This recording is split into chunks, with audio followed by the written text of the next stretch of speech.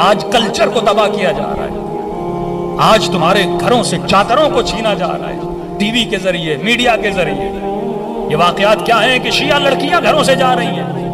یہ کیوں ہے؟ کیونکہ ہم توجہ نہیں کر رہے اپنے بچوں کی تربیت کی طرف۔ وہ ماں قیامت میں کیا منہ دکھائے گی جناب سیدہ کو، جس سے بی بی پوچھے گی یہ تو نے تربیت کی تھی؟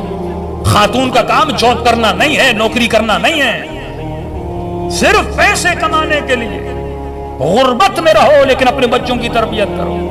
8 گھنٹے 9 گھنٹے تم جاب کرو گی، بچوں کی تربیت کون کرے گا؟ معاشرے میں اگر تربیت کا فرض اللہ نے کسی کو دیا وہ عورت کو دیا۔ مرد کی ذمہ داری تربیت نہیں ہے، عورت کی ذمہ داری تربیت ہے۔ ایک اچھی خاتون اپنے شوہر کی تربیت بھی کرتی ہے۔ ہم سائیکولوجی میں کہتے ہیں عورت کے بچے صرف یہ نہیں ہے جن کو پاس، شوہر بھی ایک بچہ ہے اس کے سامنے، اسے اپنے شوہر کی تربیت کرنی ہے۔ عورت کا صبر زیادہ ہوتا ہے، اس کا تحمل زیادہ ہوتا ہے۔ کربلا میں سیدہ زینب کا نقش، سیدہ زینب کا کردار ہمیں کیا بتا رہا ہے؟ بچوں کو کون سنبھال رہی ہے؟ بی بی زینب۔ سکینہ کو کون سہارا دے رہی ہے؟ بی بی زینب۔ ساری بیویوں کو کون سہارا دے رہی ہے؟ سیدہ زینب۔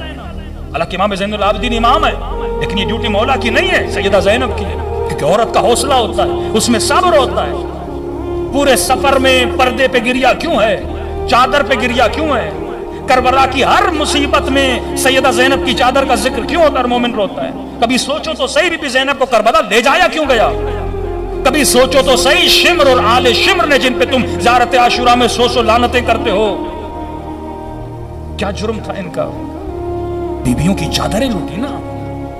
آج کا شمر بھی تمہاری بیٹیوں کی چادریں لوٹ رہا ہے۔ سمعت بذالک فرضیت پہ کیا تو تماشا دیکھ رہا ہے؟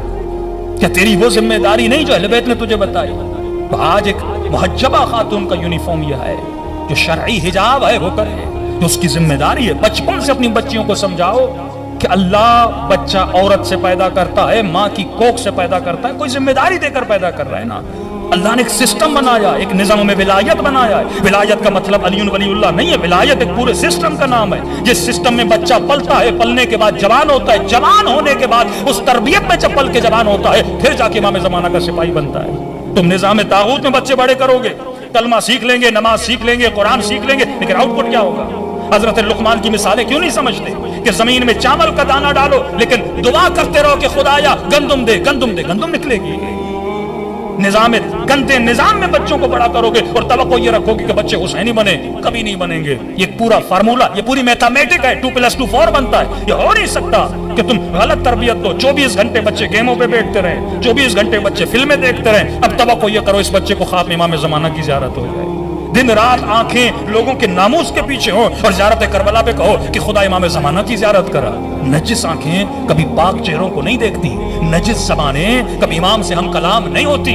تو آج سب سے زیادہ ضرورت اس بات کی ہے کہ انسان اپنی خواتین کے حجاب کا خیال کرے۔ واللہ حجاب لوٹا جا رہا ہے۔ 10 سال کے بعد آپ کا کیا حال ہوگا آپ تصور نہیں کر سکتے، اتنی تیزی سے فحاشی کو بڑھایا جا رہا ہے۔ پھر اس مجلس کا فائدہ کیا؟ جس میں آنے والا جو ممبر پہ بیٹھ رہا ہے اسی میں شرم و حیا نہیں ہے، جو مجلس میں آتے ہوئے دیکھ رہا ہے کہ خواتین کے سروں پہ چادر نہیں ہے اور اسے فرصت نہیں ہے واہ واہ کرانے سے۔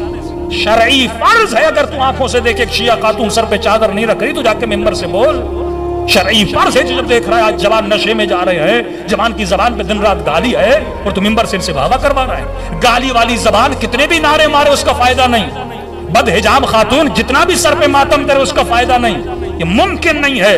انما یتقبل اللہ من المتقین، قرآن کی آیت ہے، خدا عمل متقی فرد کا قبول کرتا ہے، کسی فاسق کا عمل قبول نہیں کرتا، کسی گنہگار کا عمل قبول نہیں کرتا۔ تو پہلے اپنے وجود کو پاک کر، وجود کی زمین کو پاک کر، پھر اس میں محبت علی کا دانہ ڈال، پھر دیکھیے میں سمے تمار کیسے بنتا ہے۔ آئے نرا کی